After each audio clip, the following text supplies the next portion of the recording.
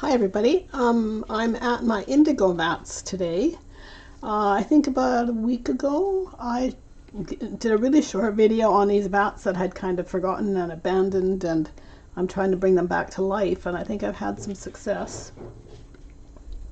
I ran into a bit of a hiccup because our power went out a couple of days ago, and I had these sitting on top of the beer mats and they all got cold again, but I don't think it's done that much damage because I just figured out that that was the problem with things weren't really bubbling around.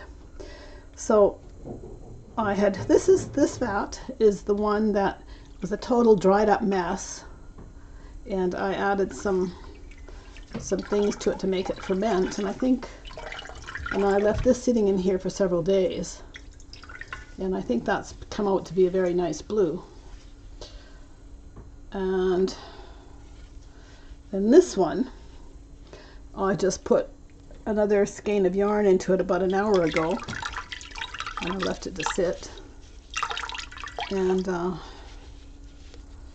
quite happy with the shade on that one as well. Oh yeah, that looks quite nice. Looks pretty blue to me. And this one I haven't done anything with because there wasn't any bubbles fermenting on it because it had cooled down too much.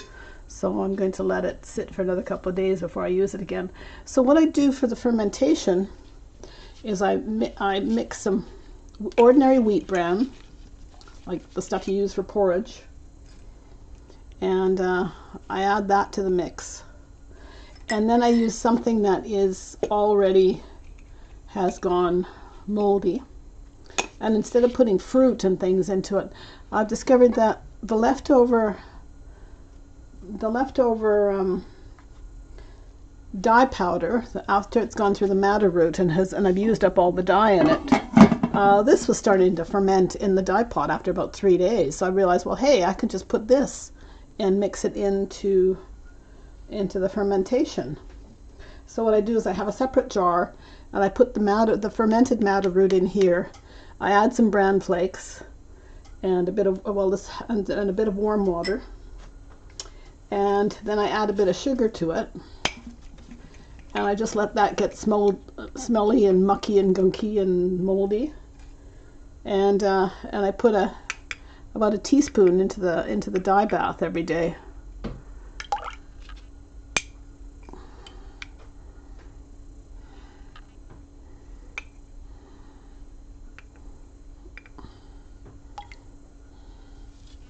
I'll put a bit more on this one as well.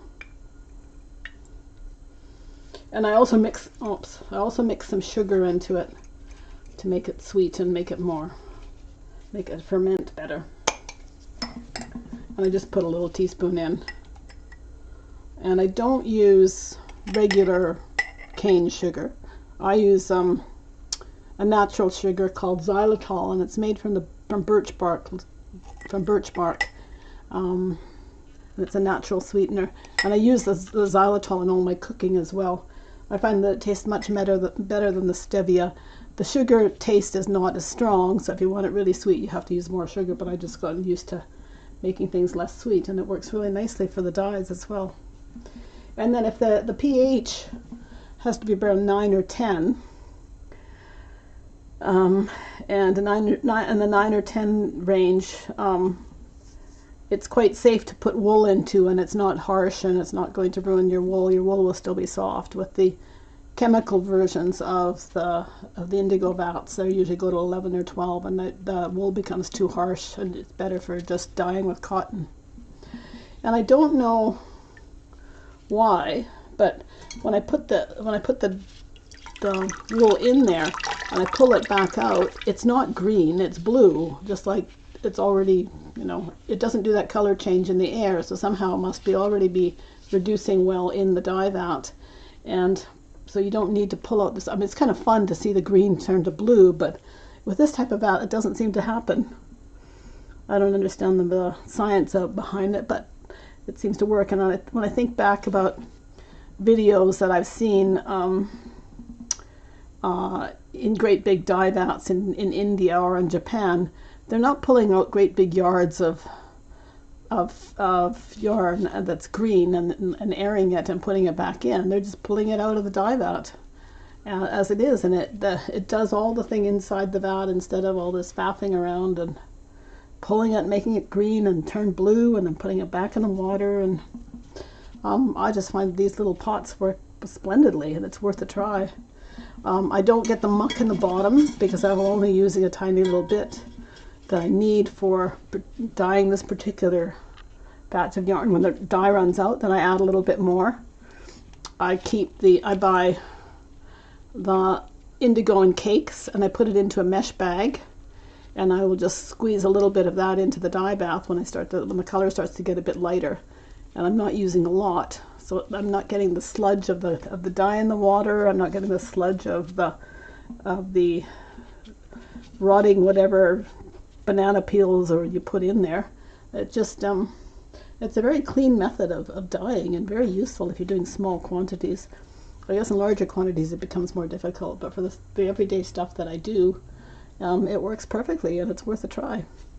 So I'm going to take these out now and hang them out in the line to dry, and then I'm going to rinse them, and then I'll put some more yarn in here later and see what happens in a couple of days with those. So thanks for watching. I hope you found this interesting, and I hope you'll try this method sometime. I will write a description on my website about how I'm doing this as well, so that you can follow along. Thanks for watching. Bye.